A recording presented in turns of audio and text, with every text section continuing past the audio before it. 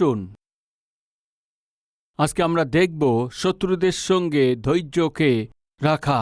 প্রথম পিতর 2:20 বস্তুত পাপ করিয়া চপেটাঘাত প্রাপ্ত হইলে যদি তোমরা সহ্য করো তবে তাতে সুক্ষেত্রে কি, কিন্তু সদাচরণ করিয়া দুঃখভোগ করিলে যদি সহ্য করো তবে তাহাই তো ঈশ্বরের কাছে সাধুবাদের বিষয়। লেখা আছে তুমি অপরাধ করেছ, এই জন্য তুমি দুঃখ অনুভব করছ।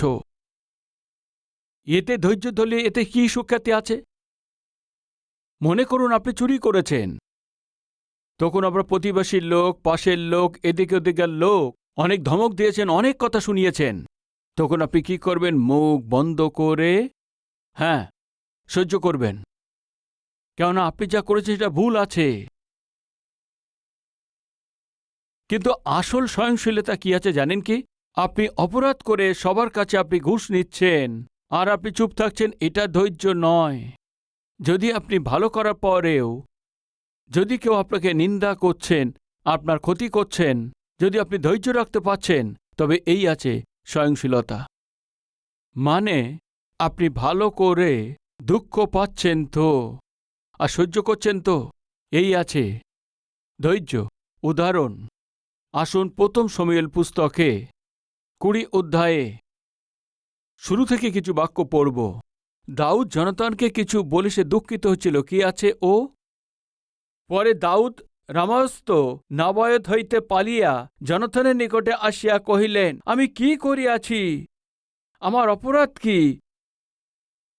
তোমার পিতার কাছে আমার দোষ কি যে তিনি আমার প্রাণ লইতে চেষ্টা করিতেছেন? দাউদ কাঁদছেন ভাই। শাউলের পুত্র জনাথনের কাছে এসে দাউদ কাঁদছেন, জনাথন তোমার পিতা আমাকে হত্যা করার চেষ্টা করছেন। আমি কি পাপ করেছি তা বলো? আমি গলিয়াতকে মেরে ফেলে দেশকে রক্ষা করেছি। দ্বিতীয়, তোমার পিতা যেখানে পাঠিয়েছে সেখানে গিয়ে আমি যুদ্ধ করেছি আর দেশকে রক্ষা করেছি। তৃতীয়, তোমার পিতা কন্যাকে দিয়ে বিবাহ দিবে বলেছিলেন, আমি স্বীকার করেছি। আমি তো কোনো শত্রু নই, তাই না? আমি দেশকে রক্ষা করেছি, তার সম্মানকে বাঁচিয়েছি, তার পক্ষে যুদ্ধ করেছি, তার কন্যাকে বিবাহ করেছি। আমাকে মেরে ফেলার চেষ্টা করছে, আমি কি ভুল করেছি? বিনতি করছেন। শুধু তাই না, কি বলছেন জানেন কি? তৃতীয় পদেতে মাঝখানেতে পড়ছি, কিন্তু জীবন্ত সদাপ্রভু দিব্য ও তোমার জীবিত প্রাণের দিব্য, আমার ও মৃত্যুর মধ্যে নিতান্ত এক পদমাত্র অন্তর। আমার আর মৃত্যুর মধ্যে একমাত্র অন্তর আছে। কবে মারা যায় জানি না, তোমার পিতা আমাকে কবে মেরে ফেলবে তা আমি জানি না। আমি কি অপরাধ করেছি? ভাই, বাস্তবে দাউদ তার নিজের জীবনে কোনো ভুল না করার পরেও শাউল যখন তার পিছনে গেছে, পালিয়ে যাচ্ছিল, কিন্তু উল্টে শাউলকে মারার চেষ্টা করেননি। আজ আমাদের মধ্যে কেউ আছেন কি? আপনি ভুল করেননি, তথাপি আপনার বস আপনাকে দুঃখিত করছেন। আপনি ভুল করেননি, কিন্তু আপনি যেখানে চাকরি করছেন আপনার সহকর্মী আপনাকে নিন্দা ছড়াচ্ছেন। আপনি ভুল করেননি, কিন্তু আপনার স্বামী আপনাকে কিছু না কিছু বলতেই থাকেন। আপনি ভুল করেননি, কিন্তু আপনি যে ঘরেতে কাজ করেন ওই ঘরের মালকিন আপনাকে দুঃখ দিচ্ছেন, তাড়না করছেন। আপনি ভুল না করার পরেও আপনার চারপাশের লোকরা আপনাকে শত্রু হিসেবে দেখছেন, তখন আপনি কি করবেন?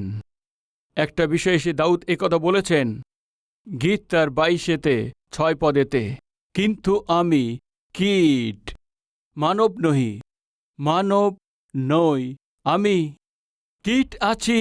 কি আছে ভাইয়ে? দাউদ বলছেন আমি মানব নই, কীট আছি। বর্ষায় যে কীট থাকে সে আগে চলে যায়, তারপর আবার পাশে চলে আসে, আবার চলে যায়, আবার ছোট হয়ে যায়। যদি আপনি নাক সাপকে স্পর্শ করেন তো বলুন এমনভাবে উপরে উঠবে। দাউদ বলছেন আমি মানব নই, আমি কীট আছি। যদি কেউ আমাকে মারার জন্য এভাবে টাচ করে আমি ছিটকে পড়ে যাব। আমি ওই সাপের মতো ফনা তোলার মতো তা নই। এই আছে ধৈর্য। চাকরি করার জায়গাতে যদি কেউ আপনাকে বলে দেয় তা আপনি দেখে নেন, আপনি এইভাবে ফনা তোলে, আমিও দেখে নেব, আমারও সময় আসবে। মারির বদলে মা, দাঁতের বদলে দাঁত, চোখের বদলে চোখ, এমন রেগে গিয়ে ক্রোধে পরিপূর্ণ হয়ে। নো, এ আত্মিকতা নয়, এ সহ্য করা বলে না। দাউদ কি বলেছেন জানেন কি? আমি মানব নই, কীট আছি, আর যদি কেউ আমাকে মারার চেষ্টা করে তো নিজে নিজেকে নত করে নেব, ঘৃণা করে পালিয়ে যাওয়ার লোক নই। ভাই, এই তো ধৈর্য। শত্রুরা যখন ঘৃণা করে, তাওনাকারী লোকরা যখন তাও না করেন, সব কিছু সহ্য করা। দাউদ শিখিয়েছেন। আরেকটি বাক্য পড়ব, আসুন, ২৬ অধ্যায়ে ১৮ পদেতে। তিনি আরও কহিলেন, আমার প্রভু আপন দাসের পশ্চাতে পশ্চাতে কেন ধাবমান হন? আমি কি করিয়াছি? আমার হস্তে কি অনিষ্ট আছে? শাউলকে বলছেন, যখন শাউল সে দাউদকে মারার জন্য চেষ্টা করছিলেন, দূর থেকে দাউদ বলছেন, আমি কি করেছি?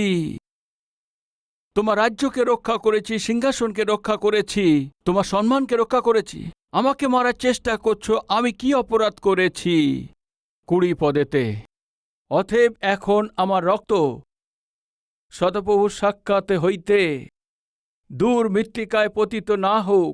ইসরায়েলের রাজা একটি পিশুর অন্বেষণে বাইরে আসিয়াছেন, যেমন কেহ পর্বতে তিতির পক্ষীর পিছনে দৌড়িয়া যায়। আমি কি করেছি যে আমার পিছনে আপনি আসছেন? তখন শাউল কি উত্তর দিয়েছেন জানেন কি? তখন শাউল কহিলেন, আমি পাপ করিয়াছি, বৎস দাউদ, ফিরিয়া আইসো, আমি তোমার হিংসা আর করিব না, কেননা অদ্য আমার প্রাণ তোমার দৃষ্টিতে বহুমূল্য ছিল। দেখো, আমি নির্বোধের কর্ম করিয়াছি ও বড়ই ভ্রান্ত হইয়াছি। ভাই, কি হয়েছে জানেন কি? দাউদকে মারার জন্য তার পিছনে ধরে আস্তে আস্তে একটি গহ্বরের মধ্যে এসে শুয়ে পড়েছেন।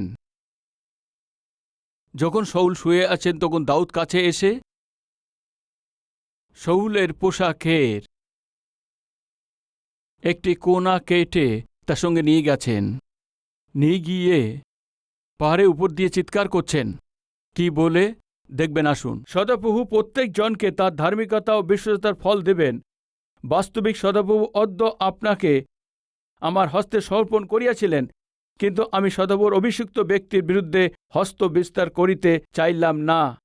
দাউদকে মারার চেষ্টা করাতে শাউল তা ধরা পড়েছেন, ঘুমিয়েছিলেন, আর তার সঙ্গে যারা চৌকি দিচ্ছিল তারাও সা ঘুমিয়েছিল। একেবারেই তাকে মেরে ফেলতে পারতেন, কিন্তু দাউদ একটা নির্ণয় নিয়েছেন, আমি ঈশ্বরের অভিষিক্ত ব্যক্তিকে আমি মারব না, কিন্তু শাউলকে আমি বলবো আমার ভালো কি আছে। ও কাকে বলতে চাইছেন? আমার শত্রুকে আমি বলবো আমার ভালো কি আছে। কাপড়ের অংশকে নিয়েছেন, অস্ত্র নিয়েছেন, আর দূরে চলে গিয়েছেন, জোরে চিৎকার করে বলছেন, জোরে চিৎকার করে বলছেন ১৪ পদেতে। তখন দাউদ লোকদিওকে ও নেহেরের পুত্র অবনেরকে ডাকিয়া কহিলেন, হে অবনের, মানে শাউলের যে দেখাশুনো করতেন, শাউলের সেনাদের সেনাপতি অবনের, তুমি কি উত্তর দেবে না? তখন অবনের উত্তর করিলেন, রাজার কাছে চাচাইতেছেও, তুমি কে? দাউদ অবনেরকে কহিলেন, তুমি কি পুরুষ নও? আর ইসরায়েলের মধ্যে তোমার তুল্য কে? তবে তুমি আপন প্রভু রাজাকে কেন সাবধানে রাখিলে না? দেখো, তোমার প্রভু রাজাকে বিনষ্ট করিতে লোকদের মধ্যে একজন আসিল। তুমি এ কাজ ভালো করো নাই। জীবন্ত সদাপ্রভুর দিব্য তোমরা মৃত্যুর সন্তান, কেননা সদাপ্রভুর অভিষিক্ত ব্যক্তি তোমাদের প্রভুকে সাবধানে রাখো নাই। শাউল দাউদকে মারতে এসেছিল ভাই। শাউল দাউদকে মারতে এসে ক্লান্ত হয়ে যখন এক জায়গায় শুয়েছিল, তখনই শাউলের চারপাশে সৈনিকরা যখন শুয়েছিল, তখন দাউদ ওই দিন শুয়েছিল, শাউলের কাছে শুয়েছিল সৈনিক, তাদের কাছে এসেছিল। শাউলের কাছে যে কাপড় ছিল সেটা নিয়ে নিয়েছেন, আর তার অস্ত্রকেও সে নিয়ে নিয়েছেন। তাকে মারতে পারতেন, নিজের শত্রুকে তিনি মারতে পারতেন, কিন্তু তার প্রতিশোধ নেওয়া তার নয়, তিনি চাইতেন। সেই জন্যই তিনি সবকিছু সহ্য করেছেন, শত্রুদের যুক্তিকেও তিনি সহ্য করেছেন। কাপড় আর অস্ত্রকে নিয়ে অনেক দূরে গিয়ে বলছে, অবিনের সেনাপতি অবিনের উঠেছেন, তুমি পুরুষ আছো কি? তুমি রাজাকে চকি দিচ্ছিলে, তোমাকে জেগে থাকার প্রয়োজন ছিল, রাজাকে তুমি এইভাবে ছেড়ে দিয়েছ। ওই রাজা কে আছো জানো কি তুমি? সদাপ্রভুর অভিষিক্ত ব্যক্তি আছে, ইসরায়েলের উপরে শাসন করার রাজা আছেন। রাজাকে চোখে না দিয়ে, রক্ষা না করে ঘুমিয়ে আছো দুষ্টু, তুমি মৃত্যুর সন্তান আছো। এ কি ভাই? যে ওকে মারতে এসছিল তা সুরক্ষিত বিষয় দাউদ ভাবছেন। ইতিমধ্যে শাউল জেগে গিয়েছেন আর দেখেছেন, হে পুত্র দাউদ, এ তোমারই স্বর আছে। তখন বলছে, রাজা তবে কেন আমাকে কেন মারতে চাইছেন? আমি সে তিতের পাখির মতো আছি, আমাকে কেন মারতে চাইছ? আমি কি ভুল করেছি? ভাই ধ্যান দিন, যখন শত্রুরা পিছন করে আসছে, দাউদ কি করেছেন জানেন কি? সহ্য করেছেন। মারির বদলে মান নয়। আজকে আমাদের জীবনে আমাদের শত্রু থাকবে, শত্রুতা করারও লোক থাকবে, আপনার জীবনে মন্দ করার জন্য লোক থাকবে, ঠাট্টাকারী লোকও থাকবে। এমন লোক আপনার জীবনে থাকলে তাদের শত্রুতা করার চেষ্টা করবেন না। তবে কি করতে হবে? সহ্য করতে হবে। প্রতিশোধ নেওয়া এটা তোমার কাজ নয়, প্রতিশোধ নেবার সদাপ্রভুর কাজ আছে। ঈশ্বর বললেন, একদিন এক ব্যক্তি আমার কাছে এসছেন, ভাই ও পাস্টর ছিলেন, এসে বললেন, আমার মেয়ের বিবাহ আছে, আমার কাছে একটিও টাকা নেই, কি করব তাও বুঝতে পারছি না, আপনি আমাকে সাহায্য করবেন? এইভাবে বলার পর ওই সেবকের দুঃখকে দেখে আমি ওনার কন্যার বিয়ের জন্য কিছু সাহায্য করতে হবে এটা ভেবেই লক্ষ টাকা দিয়ে ওর কন্যাকে বিয়ে দেওয়ার জন্য সাহায্য করলাম। ও খুব আনন্দের সঙ্গে সে বিয়ে দিয়ে দিয়েছেন। উনি আমাকে কি বলেছিলেন কি, আপনি আমাকে একটু সাহায্য করুন, ঋণ দিন, আমার এই কন্যার বিয়ের পরে নিশ্চয়ই আমি সে শোধ করে দেব। দয়া করে সাহায্য করুন বলতেই সাহায্যরূপে আমি তাকে ঋণ দিই। এরপরে সাধারণভাবে কিছু বিষয় নিয়ে আমি ফোন করেছিলাম, কেমন আছেন, কি করছেন? আমার ফোন কেটে দিয়েছে। আমার ফোন কেন কেটে দিচ্ছে ভেবে এরপর আবার ফোন করেছে, আবার ফোন কেটে দিয়েছে। ও কেন ফোন কেটে দিচ্ছে জানেন কি? কেননা পয়সা ফেরত দিতে হবে, তাই না? আমি ওই টাকা চাইব, এই জন্য ফোন কেটে দিচ্ছে। এরপরে ও ফোন সুইচ অফ করে দিয়েছে। আমার প্রিয় বোনেরা, ভাইয়েরা, যদি কেউ আপনার কাছে এসে ধার চায় তো আপনাকে ধার দিতে হয়তো, তাহলে আপনার মনেতে এই চিন্তা থাকা দরকার, এই পয়সা আর ফেরত পাবো না। আপনি এসব খুব ভালো করে জানেন, আপনি একদম তা ফিরে পাবেন না। এইভাবে ডিসাইড নিয়েই তবেই সাহায্য করুন। আবার ফিরে পাবেন, আবার ফিরিয়ে আপনাকে দেবে, এমন ভাবনা একদম রাখবেন না। সাহায্য পাওয়ার জন্য যে লোকরা আসে আপনাকে সাহায্য করার পর চাওয়ার সময় তার যে নম্রতা ছিল, দেওয়ার সময় একদম তা থাকে না। তারপর কি হয়েছে? সুইচ অফ করে দিয়েছেন। আমি ভাবলাম আসলে সুইচ অফ কেন করে দিয়েছে এটা আমাকে জানতে হবে। এটা জানার জন্য এক ব্যক্তিকে পাঠিয়েছিলাম, তুমি গিয়ে দেখে এসো অমুক সেবক। হ্যাঁ, ও ফোন তুলছে না, ফোন কেটে দিচ্ছে, আর উপর দিয়ে ওর ফোন সুইচ অফ করে দিয়েছেন। আসলে হয়েছে কি, যাও গিয়ে দেখে এসো। এক ব্যক্তি পাঠানো পরে ওই ব্যক্তির উপরে কেস ফাইল করে দিয়েছেন। কি কেস করেছেন জানেন কি? আমার স্ত্রীকে রেপ করতে এসেছিল, কেস ফাইল হয়ে গেছে। ওই পুলিশ ইন্সপেক্টর আমাকে ফোন করেছেন, ব্রাদার আপনি কোনো ব্যক্তিকে পাঠিয়েছেন ওই স্ত্রীকে রেপ করার জন্য। ওর স্ত্রীকে রেপ করার জন্য আমি কেন কাউকে পাঠাবো? হ্যাঁ ব্রাদার, উনি এই কথাকে উনি বলছেন পুলিশ স্টেশনে। কে আছে বলতে জিজ্ঞেস করতে? সেবক, যিনি আমার কাছে সাহায্য নিয়ে নিজের মেয়েকে বিয়েও দিয়েছেন। কি করব বলুন? অনেক দুঃখ পেয়েছি, অনেক ব্যাকুল হয়েছি, প্রার্থনা করেছি, প্রভু আমি কি করব? প্রভু কি বলেছেন জানেন কি? চুপচাপ থেকে সহ্য করো, তোমাকে কিছুই করতে হবে না। মনের মধ্যে ওর প্রতি কোনো আমি দেশ বা ঘৃণা রাখিনি, প্রভুর হাতে সমর্পণ করেছি। একদিন আমার ফোনেতে কেউ একটা ছবির সহিত এই সূচনাকে পাঠিয়েছেন। ইনি আর নেই। কি পাঠিয়েছেন? সূচনা। এ ব্যক্তি আর নেই। হার্ট অ্যাটাক করে হঠাৎই মৃত্যু হয়ে গেছে। প্রতিশোধ নেওয়া আমাদের কাজ নয় ভাই আর বোন। ওর প্রতি ক্রোধ রাগ বাড়ানোতে তাহলে কি হতো? ওর হার্টের কোনো সমস্যা হতো না, আমার হার্টেরই হতো। বুঝতে পারছেন? ক্রোধ রাগ আর আবেশের দ্বারা আমাদের প্রেশার বেড়ে যায়, আমাদের হার্ট অ্যাটাক এসে যাবে। আপনাকে ঘৃণা করার কেউ আছেন কি? আপনাকে দুঃখ দেওয়ার কেউ আপনাকে তাড়না দেওয়ার চেষ্টা করছে কি? তাকে ঘৃণা করবেন না, তাকে প্রভুর হাতেতে সমর্পণ করুন। নিশ্চয়ই ঈশ্বর সমাধান দেবেন। শেষে প্রভুর সহিত আপনি ধৈর্য রাখুন, শত্রুদের সঙ্গে ধৈর্য রাখুন, প্রত্যেকের সঙ্গে ধৈর্যের সাথে থাকুন, প্রত্যেকের সাথেই। ইফুসীয় পত্র তার ৪ অধ্যায় ১ পদেতে, অথে প্রভুতে বন্দী আমি তোমাদিগকে বিনতি করিতেছি,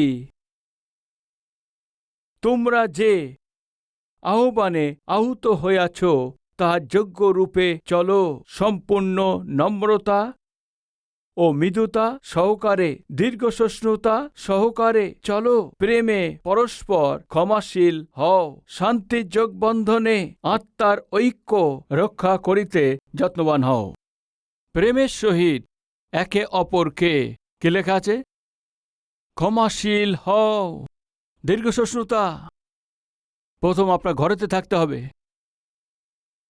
স্বামীর প্রতি দীর্ঘসহিষ্ণুতা, স্ত্রীর প্রতি দীর্ঘসহিষ্ণুতা, সন্তানদের প্রতি দীর্ঘসহিষ্ণুতা, শাশুড়ির প্রতি বৌমার প্রতি আপনার দীর্ঘসহিষ্ণুতা থাকবে। ধৈর্যে আমরা সংসারকে জয় করতে পারি। প্রত্যেকের সহিত ধৈর্য রাখতে হবে। প্রতিবেশী স্ত্রী এসে একদিন বলছেন, ভাবি ভাবি আপনার কাছে একটি প্রশ্ন আছে।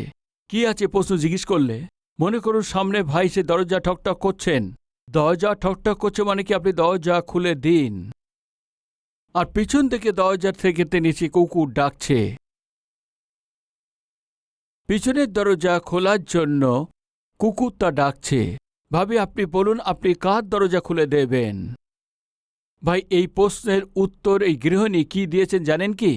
তুমি কিছু মনে করো না, আমি নিশ্চয়ই পিছনে কুকুর ডাকছে তার দরজা খুলব, এভাবে বলেছেন। ইহে কি আছে ভাবি? ভাই সাহেব সামনে দরজা দাঁড়িয়ে ঠকঠক করছে, তবে আপনি পিছনে কুকুর ডাকছে তার দরজা খুলবেন বলছেন। এদিকে ভাই সাহেব চিৎকার করছেন, এদিকে কুকুর চিৎকার করছে। কুকুরের দরজা খুলে দেবেন বলছেন। এই গৃহিণী কি উত্তর দিয়েছেন জানেন কি? কিছু না ভাবি, কুকুর বাইরে চিৎকার করছে, দরজা খুলে দিলে ভিতর এসে চুপচাপ থাকবে। আপনার ভাই ঘরে বাইরেও চিৎকার করবে, দরজা খুললে ভিতরে এসেও চিৎকার করবে। ওই ভাই সাহেবদের দেখে ও কে বেটার আছে বলুন? বুঝতে পারছেন আপনি কিছু স্বামী যে আছে ঘরে বাইরে চিৎকার করে আর ঘরে ভিতরে এসেও চিৎকার করে। এই লোক কে আছে বলতে গেলে আমি বলবো না, আপনারাই বুঝে নিন। প্রিয় ভাই ও বোন, ঘরেতে স্বামী স্ত্রী রূপে আপনাদের ধৈর্য থাকা দরকার, ভুলবেন না। ঘরের লোকদের সঙ্গে যদি আপনি ধৈর্য ধরে থাকেন তো ঘরের বাইরের লোকদের সঙ্গেও আপনি খুশিতে থাকবেন।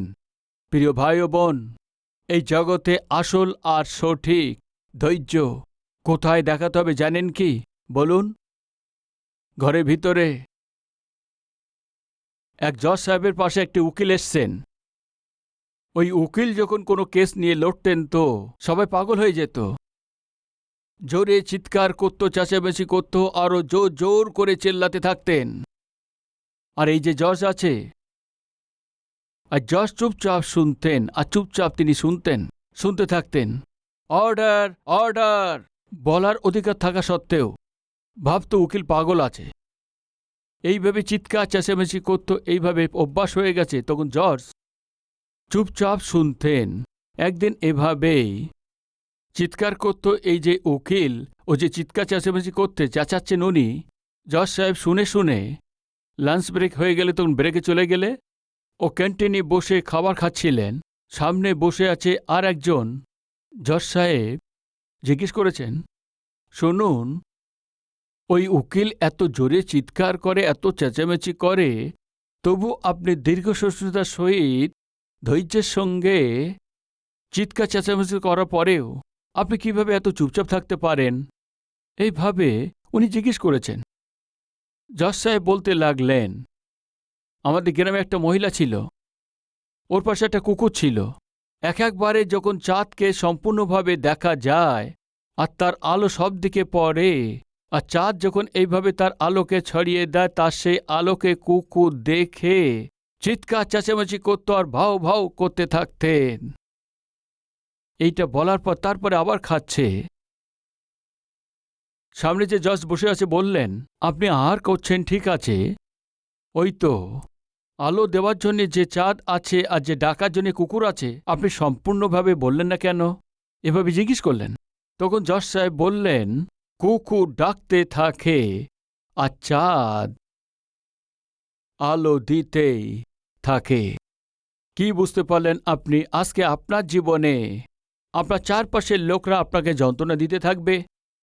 গাল দেবার লোক গাল দেবেন, চিৎকার করার লোক চিৎকার করবেন। সে কাজের জায়গাতে হতে পারে, সে আত্মীয়ের মধ্যে হোক, ঘরের মধ্যে হোক, সহজভাবে তা থাকেন। কিন্তু শুনুন প্রিয় ভাই ও বোন, কুকুর ডাকতেই থাকে, আলো দেন যে সেই চাঁদ আলো দিতেই থাকে। আপনি আমি সেই সন্তান রূপে ওই চাঁদের স্বরূপ। এই জগতে যদি আলো দিতে হয় তাহলে কি করতে হবে? যে চিৎকার করে তাকে চিৎকার করতে দিতে হবে, গাল যে দিতেছে তাকে গাল দিতে হবে। কিন্তু আপনি শান্তির সহিত চাঁদের সমান আলো দিতে থাকুন, এমন অনুগ্রহ ঈশ্বর যেন আমাদের করতে পারেন। আসুন প্রার্থনা করি, প্রত্যেকে প্রার্থনায় সহভাগী হন।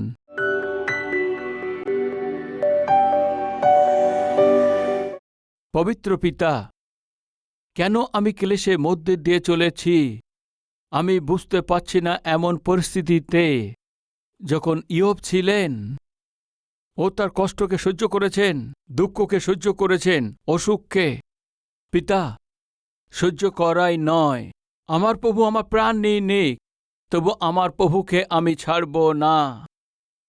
এই বলার পরে তিনি অপেক্ষা করেছেন। এমন আত্মিকতা আমাদেরকে দিন, আমাদের চারপাশে দুঃখ দেওয়ার জন্যে, যন্ত্রণা দেওয়ার জন্যে, তাড়না করার জন্য, বিরোধিতা করার জন্য যতই লোক থাকুক, চাঁদের সমান আলো দেবার এই জীবন সৌভাগ্য আমাদেরকে দিন। দীর্ঘ সহিষ্ণুতা, ধৈর্য ঘরের মধ্যে এবং বাইরে আমাদের প্রদান করুন। যীশু খ্রিস্টের নামেতে চাইছি পিতা, আমেন।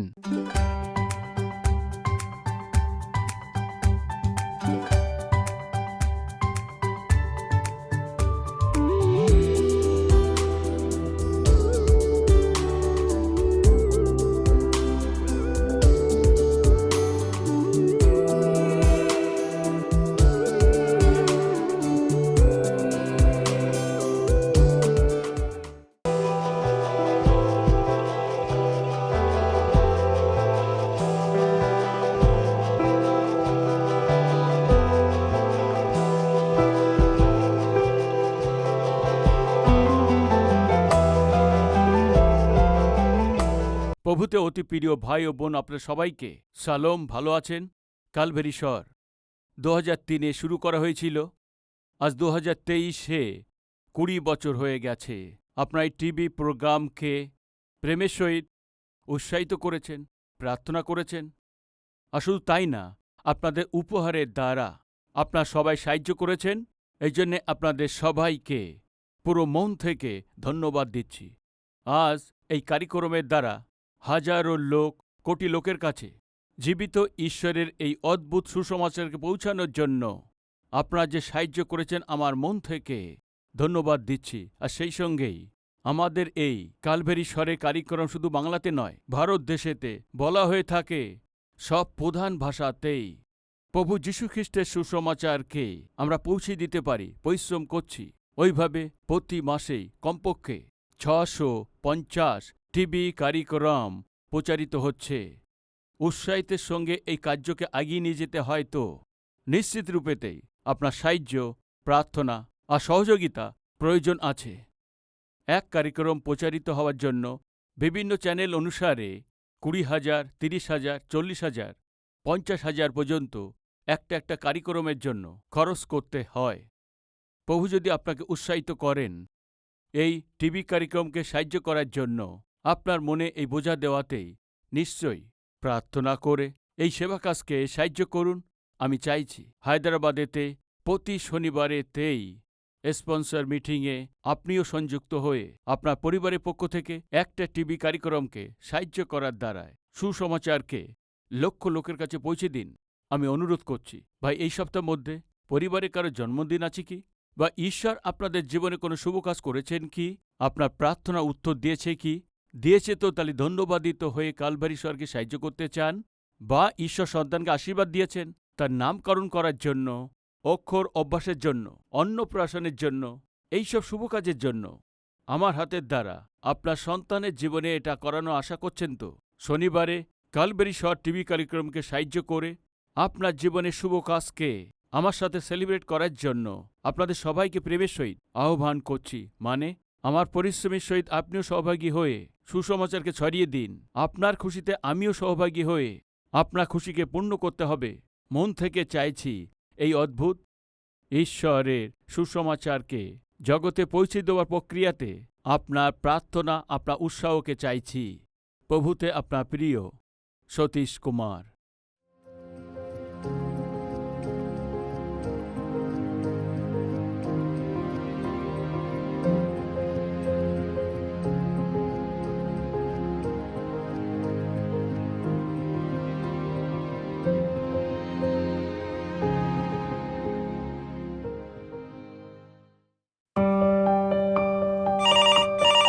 শালোম।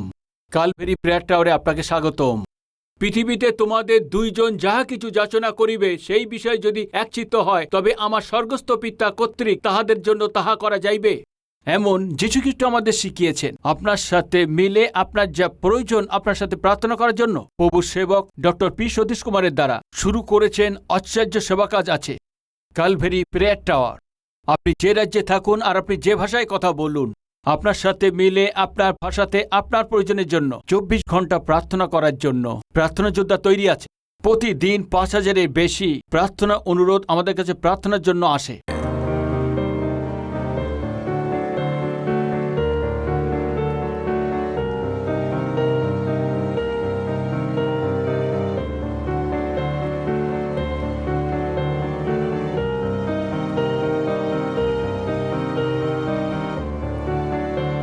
প্রভুরই সেবক প্রার্থনা করেন, প্রার্থনা যোদ্ধা প্রার্থনা করেন, পুরো মণ্ডলী মিলে প্রার্থনা করে থাকেন। প্রভু আশ্চর্য কাজ করছেন। আজ যদি আপনার প্রার্থনা প্রয়োজন থাকে, স্ক্রিনে দেখতে পাচ্ছেন ওই নাম্বারে আপনি কল করুন। আমাদের প্রার্থনা যোদ্ধার সাথে আপনি প্রার্থনা করুন আর আপনি প্রভু থেকে উত্তর পান। প্রার্থনা প্রয়োজনের জন্য আমাদের যোগাযোগের নাম্বার আছে।